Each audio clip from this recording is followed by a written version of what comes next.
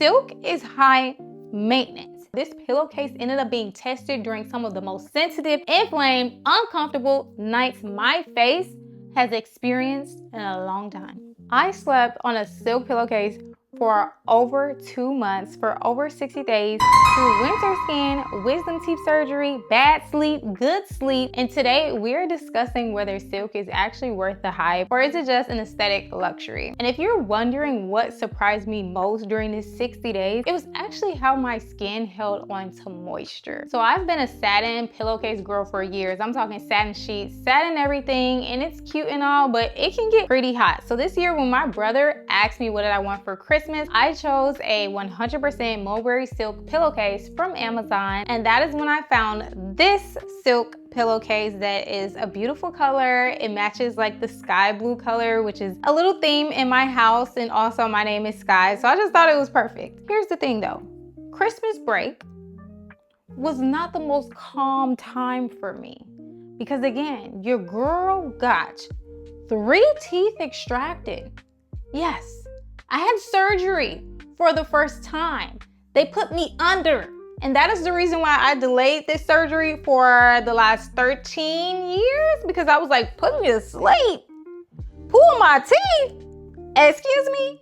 I delayed it so long that one of my wisdom teeth did not have to be removed because my bone and that tooth is now like this. So, go ahead and book that surgery if you're due for one, because if you don't know anything about wisdom teeth removal surgery, it is a sleep nightmare. Therefore, this pillowcase ended up being tested during some of the most sensitive, inflamed, uncomfortable nights my face has experienced in a long time. And honestly, the silk pillowcase was a lifesaver. It was light, it was cooling, it didn't tug on my skin when everything felt irritated and inflamed. And during those first 7 sleepless nights, having something gentle on my skin, just 10 out of 10 out of 10. And it also gave me something to look forward to at night because it was like the new toy, right? This is a Christmas gift, it's so exciting, I'm an adult. I'm like, oh, yay, I have something new and it's self-care related. And I also was looking forward to bringing this video to you guys. So even though I was going through all the stress and the pain of having my teeth extracted, I still was excited at night to lay on my soft, cool pillow. Now let's get into the science, shall we? All right, so let's talk about cotton. Cotton is absorbent. It literally pulls moisture from your skin and your products while you sleep. Silk, on the other hand, is a protein-based fiber. It doesn't absorb moisture in the same way, and it lets your skin keep what you put on it. And ladies, we spend a lot of money on these products, so you know. And since I have normal sensitive skin that leans dry in winter, moisture retention is everything for me. And if you have skin like mine, it's everything for you too. Tonight is one of those nights where I am so happy to lay my head on my pillow. In fact, oh yeah, silk is just so buttery and cold actually. And it feels great, and I'm about to go to sleep. Hope you have great sleep tonight, and I'll see you in the next clip. Video's not over, so stay tuned to the very end. So for the first 30 days, I didn't change anything in my routine. I did the same skincare, used the same products, same habits around the same time. And this matters because after the 30-day mark, I got a facial. And when I tell you the esthetician, she told me when she opened the door and saw my skin, she said, wow, her skin is beautiful. And I was like, when you get complimented before they ever touch your face, that's how you know you value skincare and anti-aging. I truly just had one of the best facials of my life. Don't mind the hair, child, because you know you be sitting down and hair get a little wonky. But facial, 10 out of 10, and I'm so happy. Oh, I could cry.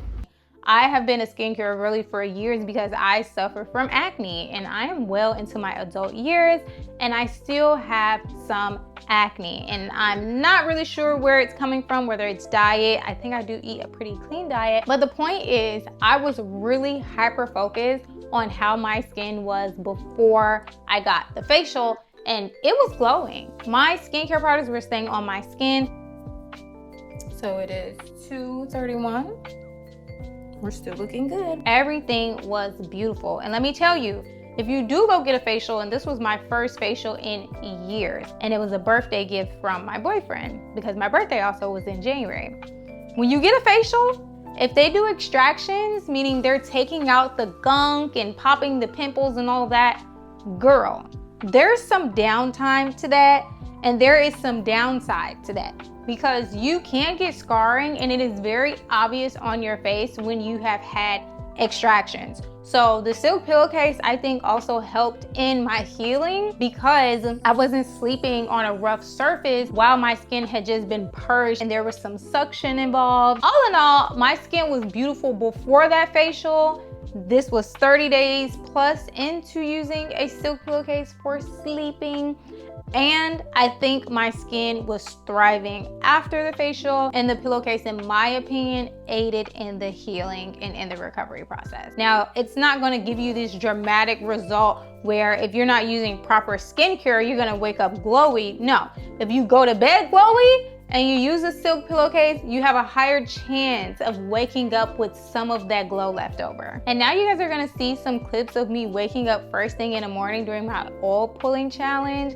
And those mornings were filmed immediately after sleeping on the pillowcase. So you'll be able to see the hydration in my skin. No filters, no skincare prep, just how my skin was when I first woke up. So if you do invest in a silk pillowcase and you're seeing hydrated skin after waking up, know that it's the silk plus the routine plus the consistency working together. It's like a 3-for-1 special.